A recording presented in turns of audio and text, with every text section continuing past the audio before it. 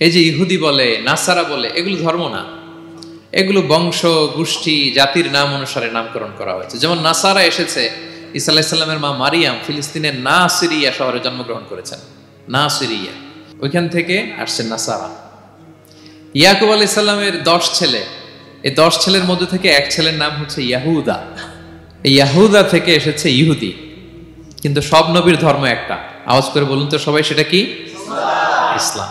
সবার ধর্ম একটা ছিল, ইসলাম। বিষ্ণু ইসলাম বলেন, ওয়াল আম্বিয়াউ ইখওয়াতুন লিআল্লাতিন, সেই বুখারীর বর্ণনা। নবীগণ হচ্ছে একে অন্যের বৈমাত্রেয় ভাইয়ের মতো। বৈমাত্রেয় ভাই মানে মা ভিন্ন কিন্তু বাবা এক, এরকম হয় না?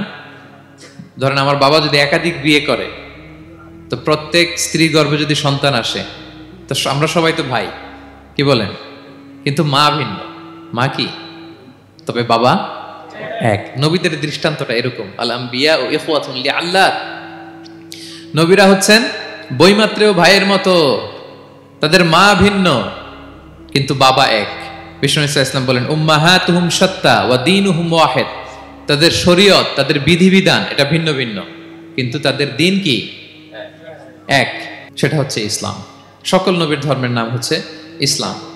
যেমন ইব্রাহিম আলাইহিস সালামের ব্যাপারে আল্লাহ তাআলা বলেন, মা কানা ইব্রাহিমু ইয়াহুদিয়ান ওয়ালা নাসরানিয়ান ওয়ালাকিন কানা হানিফাম মুসলিমা ওয়া মা কানা মিনাল মুশরিকিন। নবী ইব্রাহিম আলাইহিস সালাম উনি ইহুদিও ছিলেন না, নাসারাও ছিলেন না, উনি একনিষ্ঠ মুসলিম ছিলেন। কি ছিলেন? আল্লাহ নবী ইউসুফ আলাইহিস সালাম উনি সবসময় আল্লাহর কাছে দোয়া করতেন, আল্লাহ তাওয়াফানি মুসলিমান ওয়াল হিকনি বিসসালিহিন, আল্লাহ তুমি আমাকে মুসলিম হিসেবে মৃত্যু দিও আর সৎকর্মশীলদের সাথে অন্তর্ভুক্ত করে নিও। তো উনি মুসলিম না হলে এই দোয়া করতেন, আল্লাহ মুসলিম হিসেবে মৃত্যু দিও। সুলাইমান আলাইহিস সালাম রানী বিলকিসের কাছে একটা চিঠি লিখেছেন। এই চিঠি আবার পাঠিয়েছেন হুদহুদ পাখিকে দিয়ে। হুদহুদ পাখি ঠোঁটে করে এটা কামড় দিয়ে নিয়ে বিলকিসের রাজপ্রাসাদের ভেন্টিলেশনের ভিতর দিয়ে ঢুকে, বিলকিস লাঞ্চ করে বিশ্রাম নিতেছিল, এর বুকের উপরে চিঠিটা রেখে ফুরুত করে উড়াল দিছে হুদহুদ। খুলে দেখে অদ্ভুত এক চিঠি, ইন্নাহু মিন সুলাইমান ওয়া ইন্নাহু বিসমিল্লাহির রহমানির রহিম।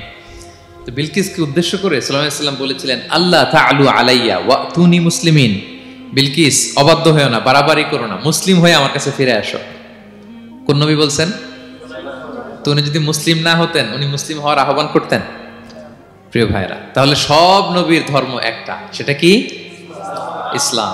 সব নবী একই ধর্মের অনুসারী ছিলেন। এ পর্যায়ে আমরা কমন প্রফিটিক ফিচার্স, 10টা কমন ফিচার আছে যেটা সব নবীদের ক্ষেত্রে প্রযোজ্য। সব নবীদের ক্ষেত্রে এই ফিচারগুলো পাওয়া যায়। এই 10টা কমন ফিচার নিয়ে আলোচনা করব ইনশাআল্লাহ।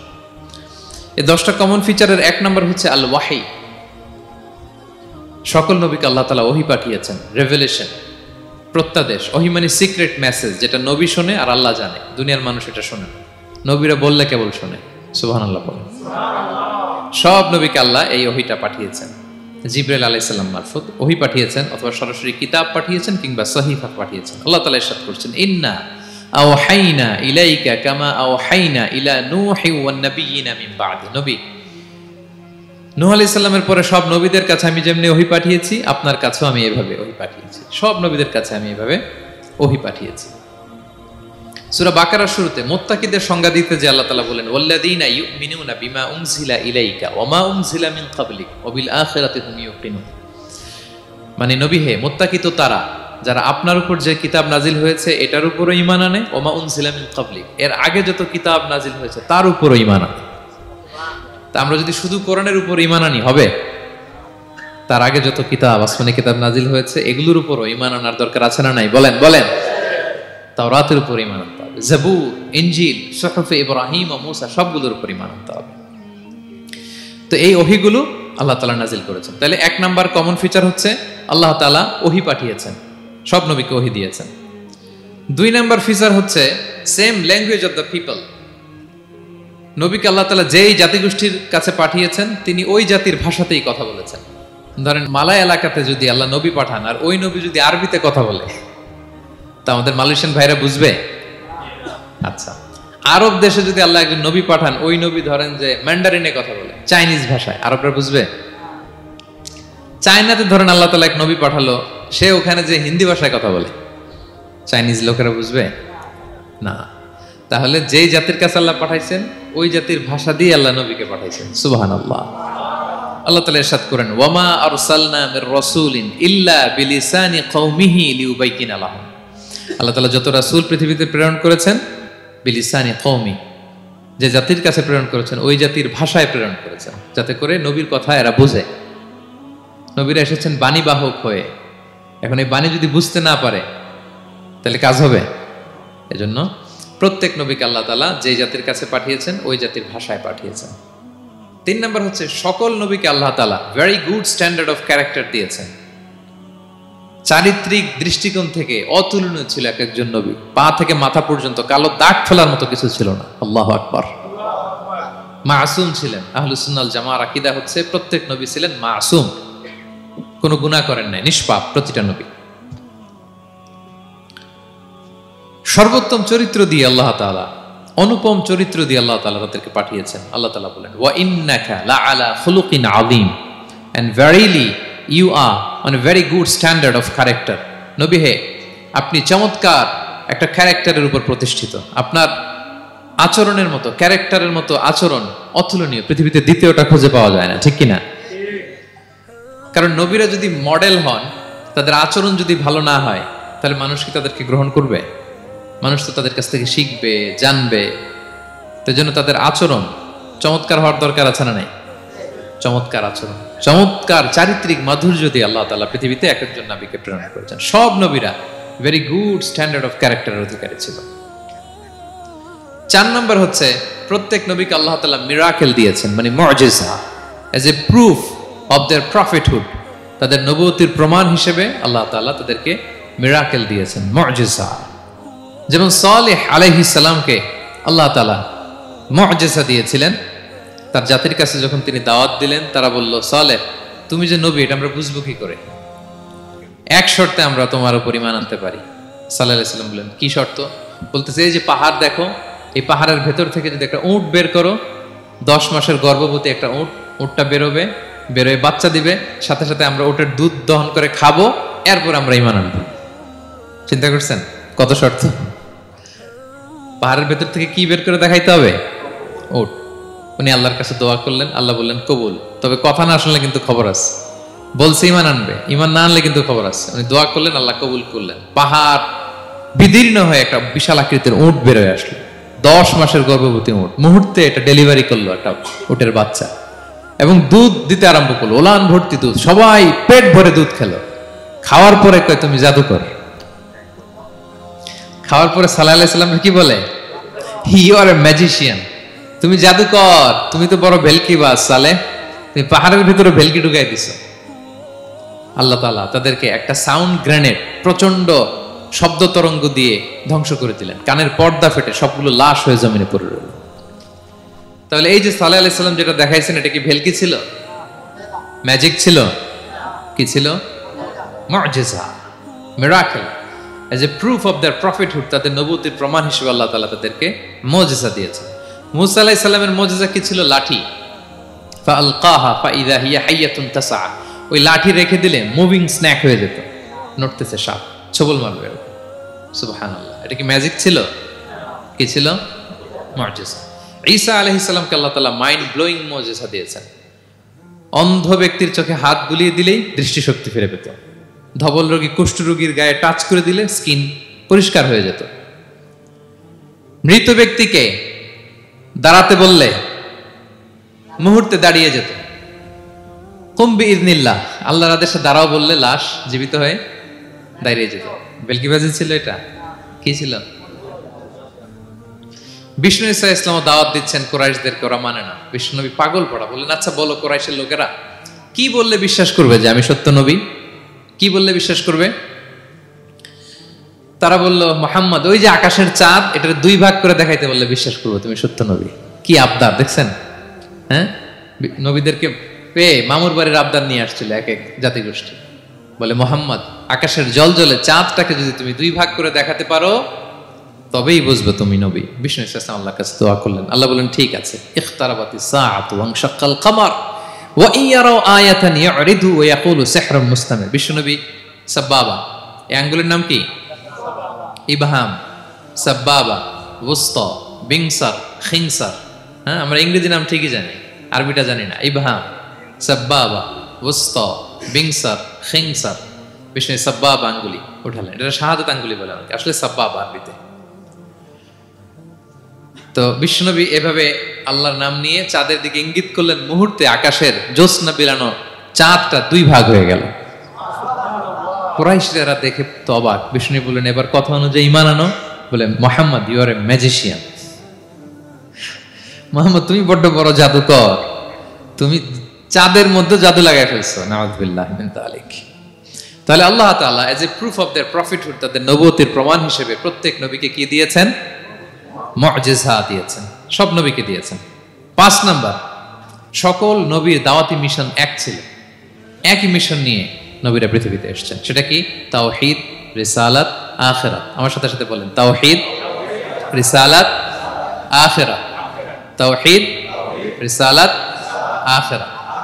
এই 3টা বুনিয়াদী শিক্ষা দিতে নবীরা এসেছে। তাওহীদ মানে ওয়াননেস অফ গড, আল্লাহ যে এক, সব নবী প্রচার করেছেন।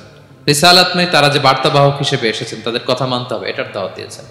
আখিরাত মানে হচ্ছে মৃত্যুর পরেও যে একটা জীবন আছে, সেই জীবনের ব্যাপারে প্রত্যেক রাসূলরা কি করেছেন? দাওয়াত দিয়েছেন। এবং কোন নবীর কথার সাথে আরেক নবীর কথার গড়মিল পাওয়া যায় না, অমিল হয়নি। আচ্ছা বলেন তো, কখনো কি হয়েছে কোন এক নবী এসে বলছে যে মৃত্যুর পরে একটা জীবন আছে, আরেক নবী এসে বলছে না, মনে হয় নাও থাকতে পারে? বলছে? এক নবী এসে বলছে আমাদের স্রষ্টা আল্লাহ তাআলা তিনি একজন, আরেকজন বলছে না একজন না, 2-3 জন হইতে পারে। এক নবী এসে বলছে ভালো করলে জান্নাত, খারাপ করলে জাহান্নাম, আরেক নবী এসে বলছে না, জান্নাত জাহান্নাম বলতে কিছু নাই। হইছে? হইছে? কোন নবীর কথার সাথে কোন নবীর কথার কোনো বৈপরীত্য নাই, কারণ প্রত্যেক নবীরা মন গড়া কিছু বলতেন না। ওমা ইয়ান্তিকু আনিল হাওয়া ইন হুয়া ইল্লা ওয়াহয়ুন ইউহা। নবীরা কথা বলতেন একটা হেডকোয়ার্টার থেকে তথ্য পেয়ে। ওই হেডকোয়ার্টারটা কার? ওই হেডকোয়ার্টার থেকে যে ইনফরমেশন আসতো সেটার আলোকে নবীরা কথা বলতেন, বানিয়ে কিছু বলতেন না। সব নবীরা দাওয়াত দিয়েছেন, ইয়া কওমি ইবুদুল্লাহ মা লাকুম মিন ইলাহিন গায়রু। হে আমার জাতির লোকেরা, এক আল্লাহর ইবাদত করো, আল্লাহ ছাড়া অন্য কারো ইবাদত করো না। সব নবীরা বলেছেন ইন্নী লাকুম রাসূলুন আমিন, নিশ্চয় আমি তোমাদের কাছে বিশ্বস্ত রাসূল হিসেবে প্রেরিত হয়েছি। সব নবীরা বলেছেন ইয়াউমা লা তামলিকু নাফসুন লিনাফসিন শাইআ ওয়াল আমরু ইয়াউমা ইযিল লিল্লাহ। এমন এক দিনের মুখোমুখি হতে হবে, কেউ কারো উপকার করতে পারবে না। নেতা কর্মীর উপকারে আসবে না, কর্মী নেতার উপকারে আসবে না, পীর সাহেব মুরিদের উপকারে আসবে না, মুরিদ পীর সাহেবের উপকারে আসবে না, হাজবেন্ড ওয়াইফের কিছু করতে পারবে না, ওয়াইফ হাজবেন্ডকে কিছু করে দিতে পারবে না। দিনটা বড্ড ভয়ঙ্কর। সব নবীর এই 3টা দাওয়াত দিয়েছেন, তাওহীদ, রিসালাত, আখিরাত। তার মানে সব নবীর দাওয়াতি মিশন এক, এক অভিন্ন দাওয়াতি মিশন নিয়ে তারা পৃথিবীতে এসেছেন। 6 নাম্বার, এই পৃথিবীতে যত রাসূল এসেছে, নবী এসেছে, তারা প্রত্যেকে মানুষ ছিলেন। কি ছিলেন? নাকি জিন ছিল? ফেরেশতা? প্রেরিত সব নবীরা কি ছিল? মানুষ ছিল। মক্কার কুরাইশরা বলতো মা লিহাযা রাসূলি ইয়াকুলু আত-তাআমা ওয়া ইয়ামশি ফিল আসওয়াক। ব্যাপার কি, মুহাম্মদ আবার কেমনে রাসূল হয়? আমরাও বাজারে যাই, উনিও যায়, আমরাও বিয়ে করি, উনিও বিয়ে করে, আমাদেরকে মারলে কাটলে লাল রক্ত, ওনার রক্ত বের হয়। তো তারা চাচ্ছিল, তারা বলতেছিল যে মানুষ না দিয়ে আল্লাহ যদি ফেরেশতা পাঠাইতো নবী হিসেবে, তাইলে না ভালো হইতো। তালবাহান, এটার কি বলে? ফেরেশতা পাঠালে কি বলতো জানেন? ফেরেশতা পাঠালে বলতো ফেরেশতাদের তো ক্ষুধা লাগে না, এরা বুঝবে কি আমাদের কষ্ট? ফেরেশতাদের তো জৈবিক চাহিদা নাই, এরা কেমনে বুঝবে? ফেরেশতাদের তো খারাপ কাজ করার প্রবণতা, টেন্ডেন্সি নাই। আমাদের যে কষ্ট, দুঃখ, ফিলিংস, এটা তো ফেরেশতারা বুঝে না, ফেরেশতারা কেমনে আমাদের নবী হয়? এটা বলতো, ঠিক কিনা? তালবাহানা বলে কেমন রাসূল, আমরা যা করি তাই করে। আল্লাহ বলেন সব নবীকে আমি মানুষ হিসেবে প্রেরণ করেছি। বিষ্ণু ইসলাম বলেন ইন্নামা আনা বাশারুম মিসলুকুম, নিশ্চয় আমি তোমাদের মতোই মানুষ। তোমাদের মতোই কি মানুষ। তো পার্থক্য হচ্ছে ইউহা ইলাইয়া, আমার কাছে ওহী আসে, প্রত্যাদেশ আছে আল্লাহ তাআলার পক্ষ থেকে। তাহলে 6 নম্বর যেই কমন ফিচার আমরা জানলাম, আল্লাহর পাঠানো সবগুলো নবী এবং রাসূল তারা কি ছিলেন? সবাই বলুন, তারা কি ছিলেন? মানুষ ছিলেন। 7 নম্বর কমন ফিচার হচ্ছে আল্লাহর পাঠানো সব নবী এবং রাসূলরা ওনারা পুরুষ ছিলেন। কি ছিলেন? কোন নবী কি নারী ছিল বলেন তো? হ্যাঁ, নারী নবী আছে? নাই। নবী হওয়ার জন্য ম্যাসকুলিনিটি শর্ত, পুরুষ হওয়া শর্ত। কারণ নবীকে অনেক বড় বড় জিনিসের নেতৃত্ব দিতে হবে, মাঝে মাঝে মিলিটারি তৈরি করতে হবে, লিডারশিপ লাগবে, যুদ্ধ পরিচালনা করতে হবে, নারীদের পক্ষে এটা সম্ভব? কঠিন। আমাদের বোনদের অনেক ধরনের দুর্বলতা আছে, তাদের মাসে কিছুদিন তারা আল্লাহর আদেশে অসুস্থ থাকে, ঠিক কিনা? পিরিয়ড তাদের চলে, ওই সময় সালাত পড়তে পারে না, অনেক প্রতিবন্ধকতা তাদের আছে। বাচ্চা যদি ধারণ করে পেটে 9 মাস, ওনারা অসুস্থ। শেষের মাসগুলোতে তো কঠিন, জটিল অবস্থা। বাচ্চা ডেলিভারির পরেও 40 দিন ব্লিডিং আছে না নাই? তাহলে অনেক ধরনের জটিলতা আল্লাহ তাআলা ওনাদের দিয়েছেন। এজন্য আল্লাহ তাআলা নবুয়তের গুরু দায়িত্ব, এটার জন্য আল্লাহ তাআলা পুরুষদেরকে সিলেক্ট করেছেন। আলহামদুলিল্লাহ বলেন। তাহলে যত নবী এবং রাসূল পৃথিবীতে এসেছিল ওনারা পুরুষ ছিল। আল্লাহ বলেন, ওয়ামা আরসালনা মিন ক্বাবলিকা ইল্লা রিজালান নূহি ইলাইহিম। নবী হে মুহাম্মদ, আপনার আগে যত নবী এবং রাসূলকে আমি পৃথিবীতে প্রেরণ করেছি তাদেরকে পুরুষ হিসেবে প্রেরণ করেছি, কোন নারীকে আমি নবুয়তের মর্যাদা দেই নাই। 8 নাম্বার, প্রত্যেক নবীকে আল্লাহ তাআলা একটা গ্রুমিং, একটা ট্রেনিং সেশনের মধ্য দিয়ে নিয়েছেন। সেটা কি? সেটা হচ্ছে সবাইকে আল্লাহ তাআলা শেফার্ড হিসেবে কাজ দিয়েছিলেন, রাখাল হিসেবে। পৃথিবীর সব নবীরা ছাগল চড়াতেন, সব, আদম আলাইহিস সালাম থেকে শুরু করে বিষ্ণু ইসা ইসলাম পর্যন্ত। সুবহানাল্লাহ পড়বেন না? বিষ্ণু ইসা ইসলাম বলেন, মা বাআসাল্লাহু নাবিয়্যান ইল্লা রাআল গানাম। আল্লাহ এমন কোন নবী পাঠায় নাই যেই নবী ছাগল চড়ায় নাই, সব নবী। সাহাবারা অবাক হয়ে বললেন, ওয়া আনতা ইয়া রাসূলুল্লাহ, হে নবী আপনিও ছাগল চড়িয়েছেন? বিষ্ণু বললেন, হ্যাঁ, আমি তো অল্প কিছু পারিশ্রমিকের বিনিময়ে মক্কার লোকদের ছাগল চড়িয়ে দিতাম। সুবহানাল্লাহ। কেন সব নবীকে দিয়ে আল্লাহ ছাগল চড়ালেন? এই ট্রেনিং সেশন, গ্রুমিং সেশন কেন? কারণ ছাগলকে একসাথে বসানো কঠিন। ছাগল একটু কি বলবো, একটু টেরা টাইপের প্রাণী, কথা শুনতে চায় না। ধরেন যে সারা সপ্তাহ আপনি খুব ব্যস্ত, একদিন সুযোগ পাইছেন সপ্তাহে যে আজকে আমি ফ্রি আছি, যাই পুকুরে যে আমিও গোসল করি, ছাগলটারও গোসল করাই। এটা ধরে যদি এখন পুকুরের দিকে টান দেন, কি করবে? পা দুইটা এমন শক্ত করে মাটিতে ধরে রাখবে, আপনি যত টানবেন ওর ঘাড়ের চামড়া ছিঁড়ে যাচ্ছে, তারপরেও আসে না।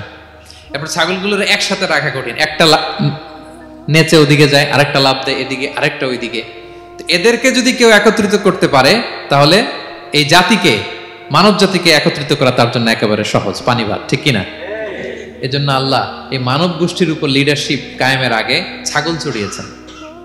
এবং যারা মরুভূমিতে ছাগল চড়ায়, যে শেফার্ডগুলো, যেই রাখালগুলো, তাদের অনেক শক্তিশালী হইতে হয়।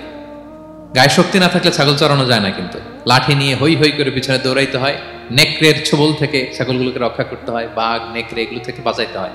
তার মানে এটা করার মধ্য দিয়ে এই জাতিকে কিভাবে জাহান্নামের আগুন থেকে বাঁচাবে নবীদের ওই ট্রেনিং হয়ে যায়।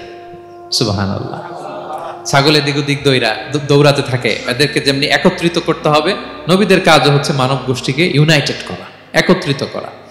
এজন্য আল্লাহ তাআলা মা বাআসাল্লাহু নাবিয়্যান ইল্লা রাআল গানাম, এই পৃথিবীতে এমন কোন নবী পাঠান নাই যেই নবীকে দিয়ে আল্লাহ তাআলা ছাগল চড়ান নাই। সব নবীর মধ্যে এটা কমন। 8 নম্বর পয়েন্ট। 9 নম্বর পয়েন্ট হচ্ছে enmity from their own people. যত নবী দাওয়াত নিয়ে আসছে তারা চ্যালেঞ্জের মুখোমুখি হয়েছেন, শত্রুতার মুখোমুখি হয়েছেন। কেউ ওনাদের জন্য রেড কার্পেট রিসেপশন দেয় নাই।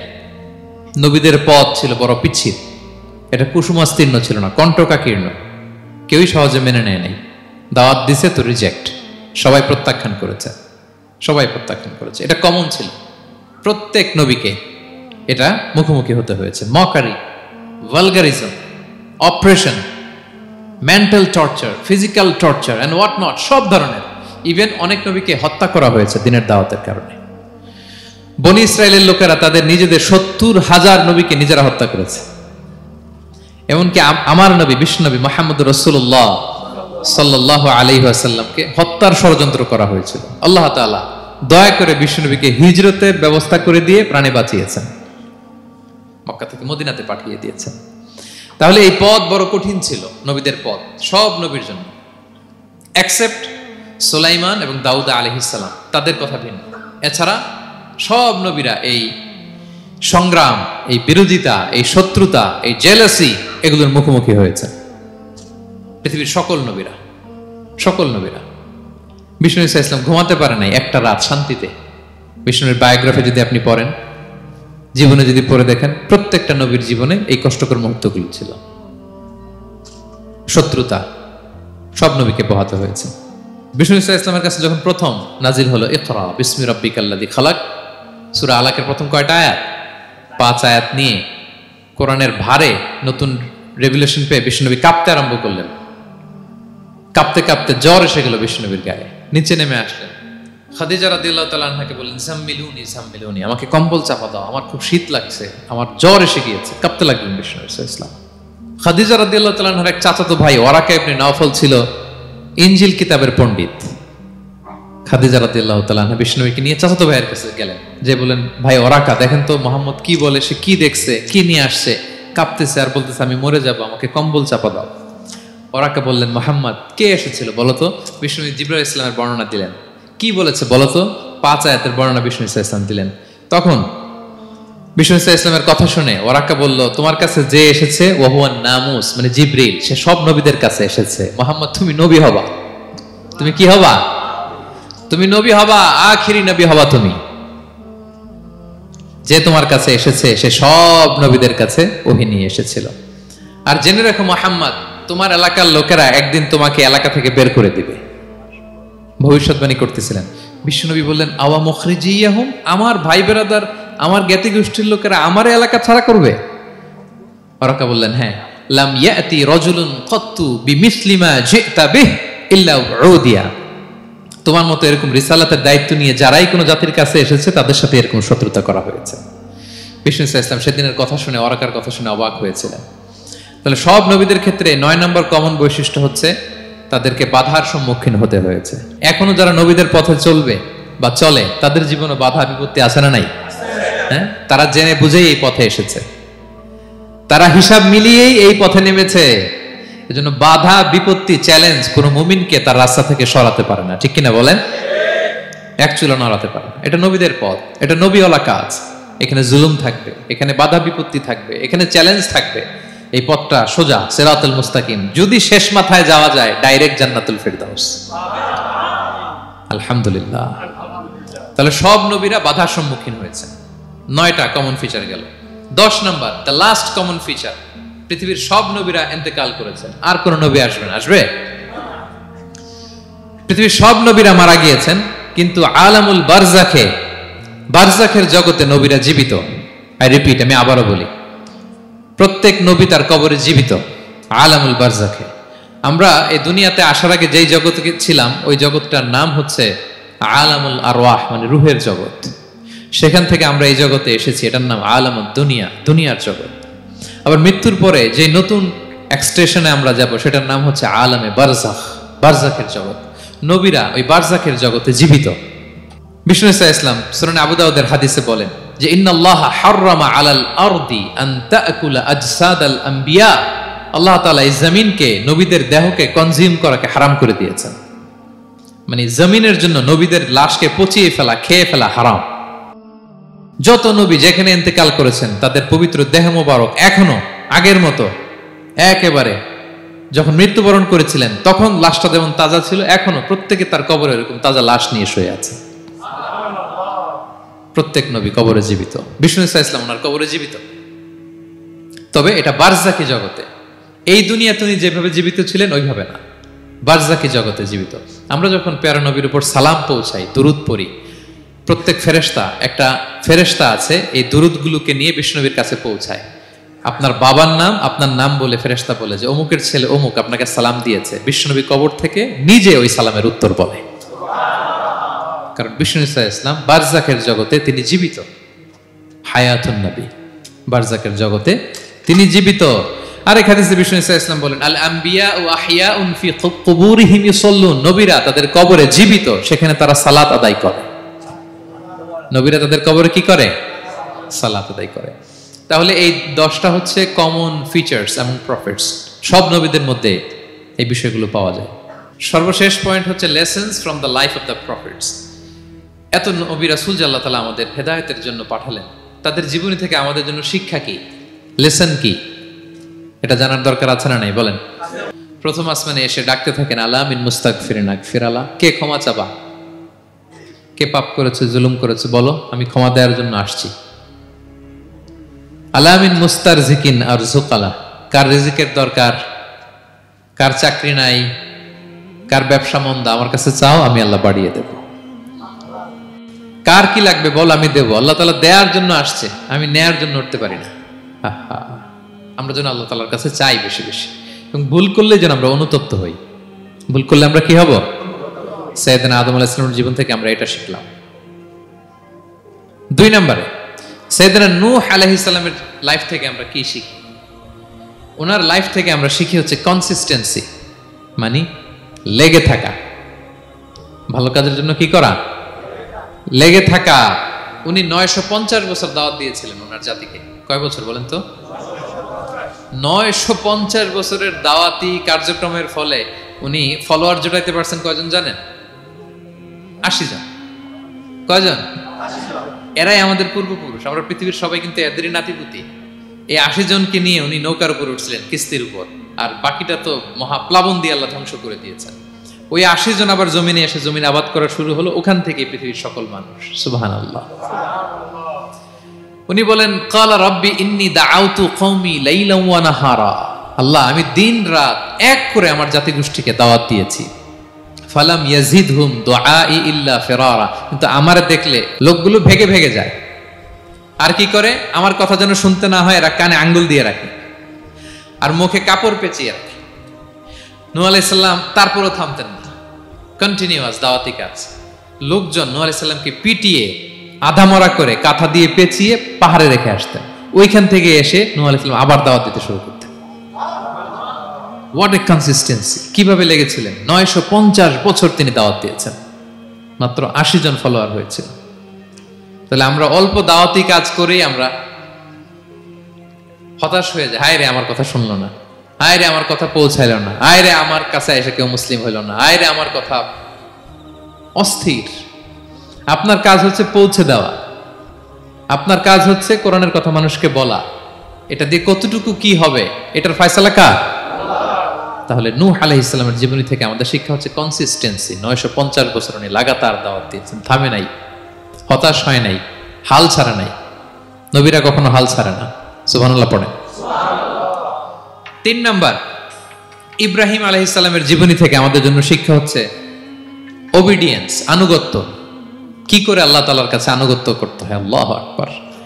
আমি মনে হয় 1 ঘন্টার উপরে আলোচনা করেছি আমার প্রফেট সিরিজ ইব্রাহিম আলাইহিস সালামের জীবনী নিয়ে। ওনার পুরো জীবনটা আল্লাহ কোনো কিছু বলতে দেরি, আল্লাহর আদেশের সামনে মাথা পেতে দিতে ইব্রাহিম আলাইহিস সালামের দেরি হয়নি। আল্লাহ বলছেন আসলিম, ও ইয ক্বালা রাব্বুহু আসলিম ক্বালা আসলামতু লিরাব্বিল আলামিন। হে ইব্রাহিম, সারেন্ডার। সারেন্ডার। সুবহানাল্লাহ। ইব্রাহিম আনুগত্য করো। আল্লাহ আনুগত্য করছি। ওনার সন্তান হয় না। 86 বছর বয়সে একটা সন্তান দিলেন আল্লাহ তাআলা। আমাদের এখানে কার বয়স কত? সর্বোচ্চ বয়স কত আছি আমরা? এদিকে 60 বছরের উপর তো কেউ নাই, ঠিক কিনা? 86 বছর বয়সে আল্লাহ সন্তান দিয়েছেন, ইসমাঈল আলাইহিস সালাম। কত বছর বয়সে? সন্তানটা আদরের নাকি? হ্যাঁ, আদরের না? শেষ কালে একটা সন্তান পেলেন 86 বছর বয়সে। ইব্রাহিম আর হাজেরার ঘরকে উজাড় করে ফুটফুটে এক সন্তান ইসমাঈল আলাইহিস সালাম আসলেন। ভালোবাসা, আদর যেন ঠিকরে পড়ে, এত গদগদ ভালোবাসা। এবার বললেন, যাও হাজেরা আর দুধের সন্তান ইসমাইলকে মরুভূমিতে ফেলে দিয়ে আস। বলতে দেরি, রেখে আসতে দেরি নেই। এটাই হচ্ছে ইব্রাহিম আলাইহিস সালামের আনুগত্য। দুধুমরু প্রান্তরে হাজেরা আর ইসমাইল আলাইহিস সালামকে রেখে আসলেন, চলে আসলেন। বুকটা ফেটে চৌচির। 86 বছর বয়সে একটা দুধ সন্তান পেলাম, দুধের বাচ্চা, আমার স্ত্রী সহ মরুভূমিতে রেখে আসলাম। রেখে আবার থাকাও যাবে না, যাও তুমি ফিলিস্তিনে, এরা থাকবে মক্কায়, মরুভূমির মাঝখানে। পরে আল্লাহ জুরহুম কওমের মাধ্যমে এদেরকে পানি, জামজাম অনেক কিছু দিলেন। লম্বা ঘটনা দিকে যাচ্ছে। এরপর হৃদয় যখন ফেটে চৌচির হয়ে যায়, তখন আল্লাহ তাআলা বলেন, ঠিক আছে যাও, যা একটু ছেলেরা দেখে আসো। এবার যে দেখে ছেলেরা আরো মায়া লাগে, কারণ একটু বড় হয়েছে তো, এবার দৌড়াইতে পারে, হাঁটতে পারে। সুবহানাল্লাহ পড়েন। এবার যখন দৌড়াইতে পারে, হাঁটতে পারে, আব্বু আব্বু বলে ডাকতে পারে, মায়াটা যখন একটু গাঢ় হয়েছে, আল্লাহ বলে এবার ছেলেরা জবাই কর। দেখছেন কি পরীক্ষা? 86 বছর বয়সে সন্তান পেল, রেখে আসলো মরুভূমিতে। একটু বড় হইল, দেখা করতে গেল, এবার বলে জবাই করো। জবাই করো বলতে দেরি, ছুরি চালাতে দেরি হয়নি। কুরবানির ইতিহাস, লম্বা ইতিহাস, দিকে যাব। এরপরে আল্লাহ কবুল করলেন। এরপরে বললেন, বাপ বেটা মিলে মরুভূমির মধ্যে ঘেমে ঘেমে একটা ঘর বানাও। এরপরে ঘোষণা দাও মানুষকে, যেটা আমার ঘর। বাপ বেটা মিলে কষ্ট করে একটা ঘর বানালেন। এবার বললেন আজান দাও, ঘোষণা দাও, সবাই যেন এখানে আসে। আল্লাহ কারে ঘোষণা দিব? কেউ তো নাই। বলতেছে তুমি ঘোষণা দাও, এই ঘোষণার শব্দ পৃথিবীর সব মানুষের কর্ণকুহরে আমি আল্লাহ নিজ দায়িত্বে পৌঁছে দেব। আমরা যারা রুহের জগতেও তখনও ছিলাম, যারা লাব্বাইক বলতে পেরেছি, তাদের ঠিকই নসিবে ওই কাবা ঘর জিয়ারতের নসিব হয়ে যাবে। উনি ঘোষণা দিলেন, দেখেন কেউ নাই, ধুধুমরু প্রান্তর। আজকের মক্কাকে কল্পনা করেন তো কি অবস্থা। এই রমজানের লাস্ট 10 days অফ রমাদান আপনি জায়গা পাবেন? হজের চেয়েও বেশি মানুষ।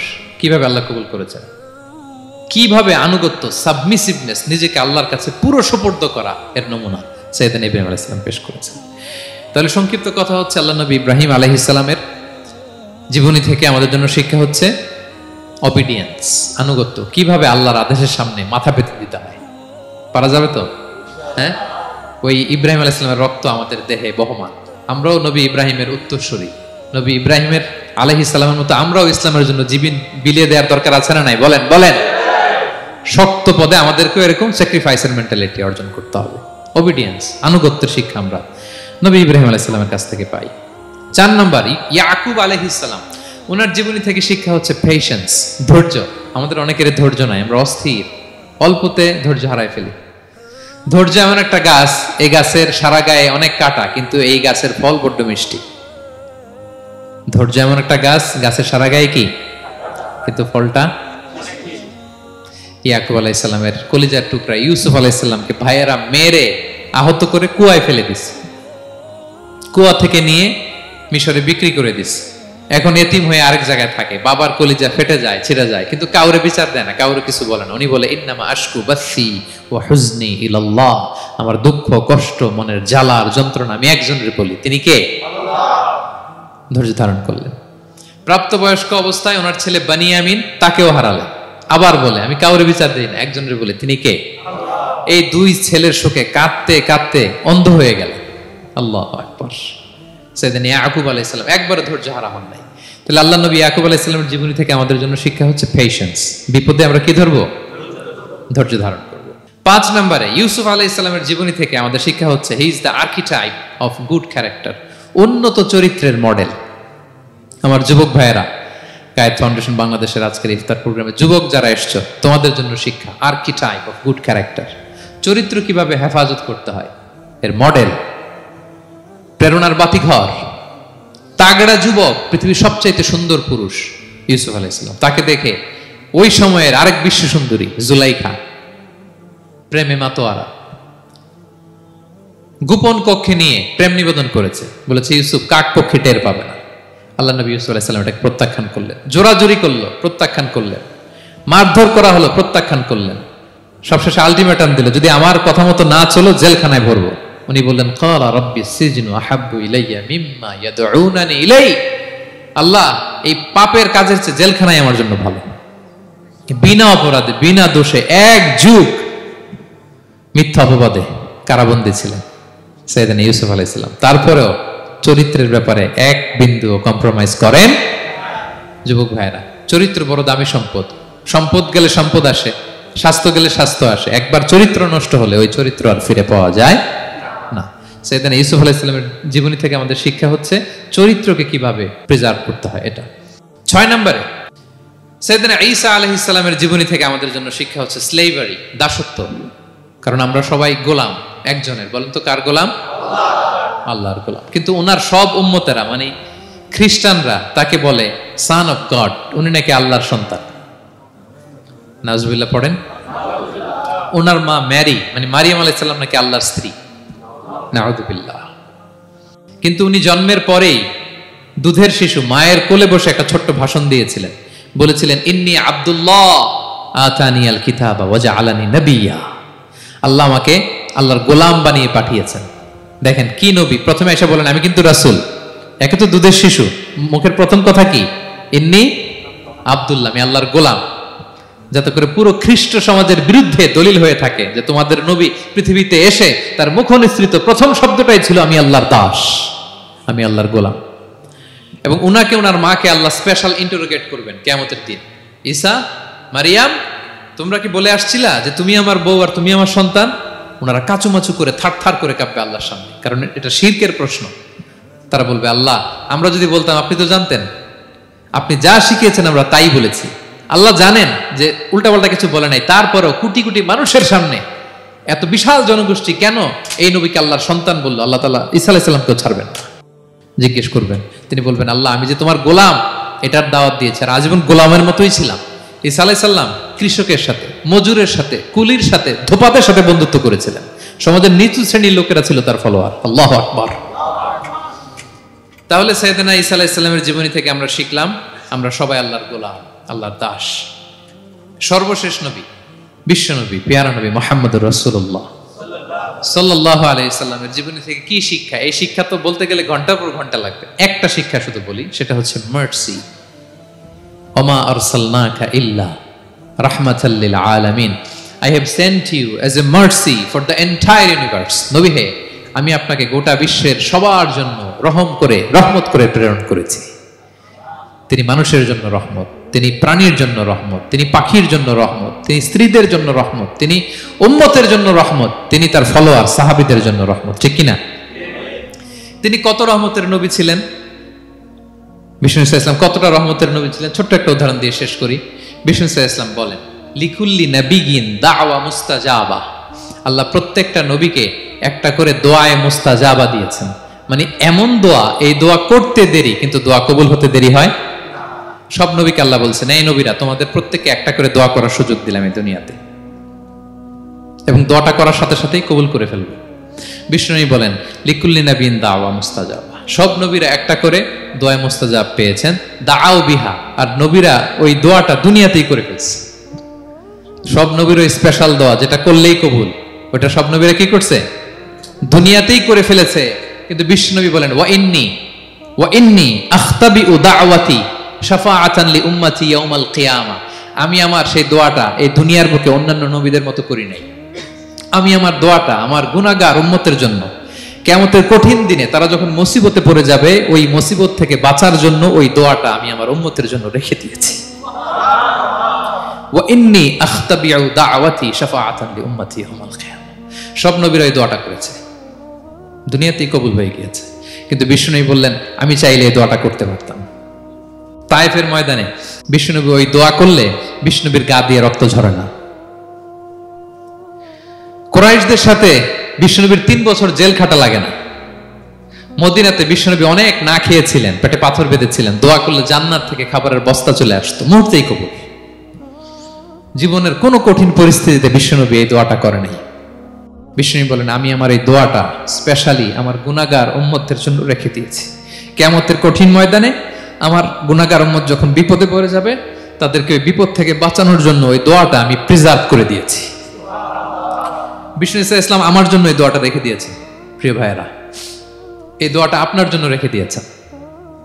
বিষ্ণুনবী দোয়াটা আমাদের জন্য রেখে দিয়েছেন। চাইলে এই দুনিয়াতে এই দোয়াটা করতে পারতেন, করেন নাই। সব নবীরা করে ফেলেছেন। এজন্য বিষ্ণুনবীকে বলা হয়েছে ওমা আরসালনাকা ইল্লা রাহমাতাল লিল আলামিন। নবী হে, I have sent you as a mercy for the entire universe. গোটা বিশ্বের জন্য আপনাকে আমি রহমত করে প্রেরণ করেছি। আপনি রহমতের নবী, আপনি দয়ার নবী, মায়ার নবী। বিষ্ণুনবীর জীবনী থেকে শিক্ষা হচ্ছে আমরাও যেন আমাদের অধীনস্থ যারা আছে তাদের প্রতি যেন রহমদিল হই। আমরাও আমাদের প্রতিবেশীদের প্রতি যেন রহমদিল হই। আমরাও আমাদের ফ্যামিলির সদস্যদের প্রতি যেন রহমদিল হই। এই মার্সি, এই দয়া মায়ার ছোঁয়া যেন বিষ্ণুনবীর উম্মত হিসেবে আমাদের হৃদয়েও থাকে। সবাই পড়ি আমিন। তাহলে সম্মানিত সুধী, নবীদের এই লাইফ লেসন থেকে আমরা যেগুলো শিখলাম, এগুলো আমাদের জীবনে বাস্তবায়নের দরকার আছে না নাই? বলেন বলেন। বেশি বেশি নবীদের জীবন চর্চা করবেন তো? প্রফেট সিরিজের যে লেকচারগুলো আপনাদের জন্য রেখেছি আপনারা শুনবেন তো? সবাই ছেলে মেয়েদেরকে নবীদের জীবনী শেখাবেন তো? তারাই হচ্ছে আমাদের রিয়াল হিরো, তারাই হচ্ছে সুপার হিরো। দে আর আওয়ার আইকন।